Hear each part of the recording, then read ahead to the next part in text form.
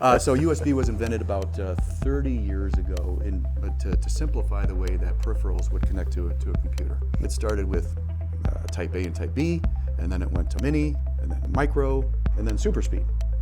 You can imagine with all that variety, there was supply chain frustration, there was compatibility confusion in terms of keying types, orientation, things like that. You know, how many of us have bent that plug in your cable and now have the tape around the cable sitting on your, yeah, okay. And there's also bandwidth limitations, right? So the earlier USB 1.0, the USB 2.0, they're not equipped with the kind of bandwidth that USB 3.0 and 4.0. The journey of USB standards has been fascinating and at times very confusing. But today we will focus on the USB connectors leading to the USB Type-C for industrial applications.